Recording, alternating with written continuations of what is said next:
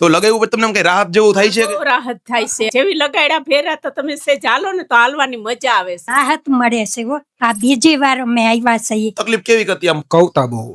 મિત્રો આજે હું આવી ગયો છું રાજકોટના જય દ્વારકાધીશ આયુર્વેદમાં, રાજકોટના મવડીમાં આવેલું છે. તમે મારી પાસે લોકો જોઈ રહ્યા છો. તમને પણ કોઈ જૂના ગોઠણના દુખાવા હોય, પગ કવતા હોય, સોજા આવી ગયા હોય કે કટકટ એવો અવાજ આવતો હોય ને, આવા કોઈ પણ પ્રશ્ન હોય અથવા તો ઓપરેશન સુધીની વાત આવી ગઈ હોય તો એના માટેનું જોરદાર એક એવું આયુર્વેદિક તેલ કે જેમાં તમને છે ને સંપૂર્ણ રાહત મળી જશે. ઓલા હાલી નહોતા હકતા, ઉપાય ન થઈ શકે. ત્યારે બીજી વાર તેલની બોટલ લેવા આવી છું, મારા સાસુ માટે લેવા આવી હતી.